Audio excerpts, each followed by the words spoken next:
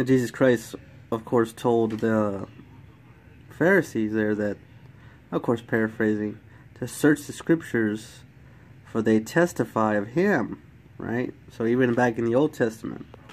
Sorry about that, my video got cut off. I was just continuing from where I left off. I just wanted to make sure, just because I'm filming the scriptures doesn't mean I'm trying to remove or edit in any way. Read them all for yourselves. Just consider it a quote or paraphrase. And I was talking about that sacrifice on the 8th day here. That's the same sacrifice when you bring, you know, that man-child, right? But what is the law of the Nazarite? Again, remember Jesus Christ told them to search the scriptures. Look at the way it says, a vow of a Nazarite. How does that point to Jesus Christ? I'm going to show you where the vow of the Nazarite is, that God has shown me. Now this part, I'm very sure that God has shown me this, the vow of the Nazarite. Right? Because I said I got to do a whole video on the law of the Nazarite. God willing, I'll pray on it some more. I got to pray on it some more.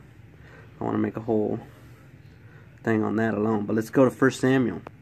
And here's 1 Samuel chapter 1. Again, read the whole chapter for yourself, just paraphrasing it here, quoting it.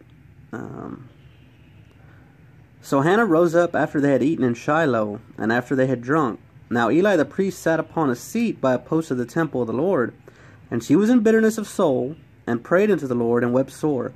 And she vowed a vow, and said, O Lord of hosts, if thou wilt indeed look on the affliction of thine handmaid, and remember me, and not forget thine handmaid, but will give unto thine handmaid a man-child, then I will give him unto the Lord all the days of his life, and there shall no razor come upon his head.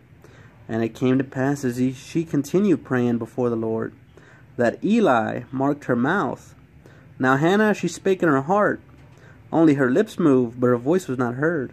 Therefore Eli thought she had been drunken. And Eli said unto her, How long wilt thou be drunken? Put away thy wine from thee. And Hannah answered and said, No, my Lord, I am a woman of a sorrowful spirit. I have drunk neither wine nor strong drink, but have poured out my soul before the Lord. Count not thine handmaid for a daughter of Belial, for out of the abundance of my complaint and grief have I spoken hitherto. Then Eli answered and said, Go in peace, and the God of Israel grant thee thy petition that thou hast asked of him. And she said, Let thine handmaid find grace in thy sight. So the woman went her way, and did eat, and her countenance was no more sad. And they rose up in the morning early, and worshipped before the Lord, and returned, and came to their house to Ramah.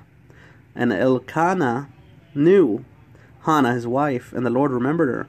Wherefore it came to pass, when the time was come about after Hannah conceived, that she bare a son, and called his name Samuel, saying, Because I have asked him of the Lord. Again, remember the exact wording and the law of the Nazarite. Look at the way it says, and she vowed a vow, right? And you see it talks about the razor and the hair, you know, and all that.